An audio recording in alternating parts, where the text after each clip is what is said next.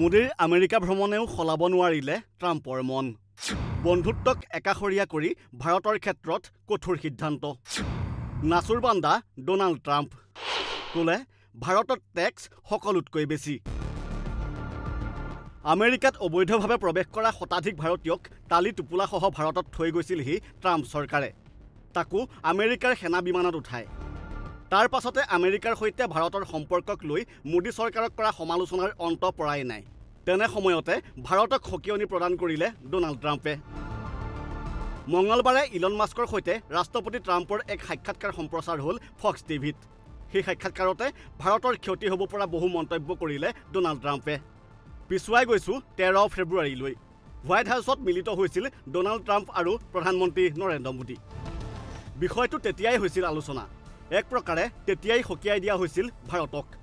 বিষয়টো আছিল ভাৰতলৈ আমেৰিকাৰ পৰা ৰপ্তানি কৰা সামগ্ৰীৰ ওপৰত লগোৱা অস্বাভাৱিক কৰ। প্ৰধানমন্ত্ৰী মোদীক ট্ৰাম্পে কৈছিল, আপোনালোকে যিমান কৰ লগাব সিমান কৰ আমিও লগাবলৈ বাধ্য। ফক্স টিভিত সম্প্ৰচাৰিত সাক্ষাৎকাৰত ট্ৰাম্পে কোৱা অনুসৰি আমেৰিকাই সেই সিদ্ধান্ত নল'বলৈ আহ্বান জনাইছিল প্ৰধানমন্ত্ৰী মোদীয়ে। কিন্তু ট্ৰাম্প নাচুৰবান্দা। উপায় নাই বুলি কৈ দিলে প্ৰধানমন্ত্ৰী নৰেন্দ্ৰ মোদীক।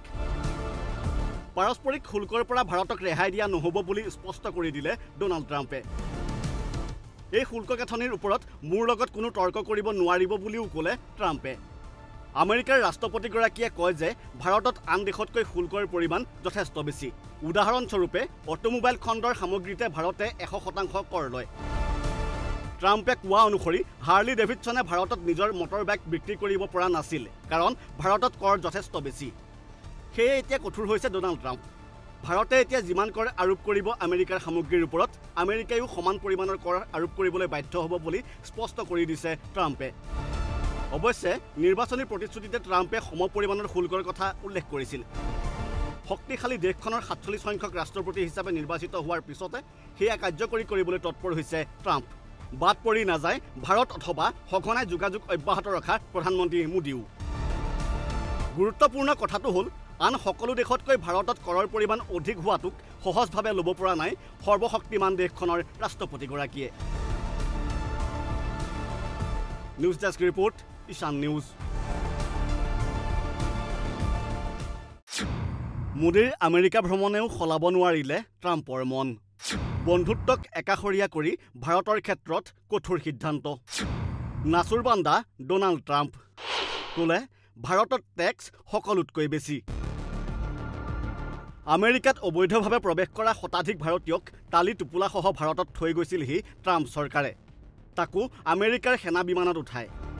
তাৰ পাছতে আমেৰিকাৰ সৈতে ভাৰতৰ সম্পৰ্কক লৈ মোদী চৰকাৰক কৰা সমালোচনাৰ অন্ত পৰাই নাই। তেনে সময়তে ভাৰতক সকিয়নি প্ৰদান কৰিলে ডোনাল্ড ট্ৰাম্পে। মঙলবাৰে ইলন মাস্কৰ সৈতে ৰাষ্ট্ৰপতি ট্ৰাম্পৰ এক সাক্ষাৎকাৰ সম্প্ৰচাৰ হ'ল ফক্স টিভিত।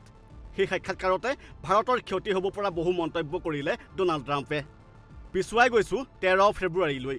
হোৱাইট হাউচত মিলিত হৈছিল ডোনাল্ড ট্ৰাম্প আৰু প্ৰধানমন্ত্ৰী নৰেন্দ্ৰ মোদী।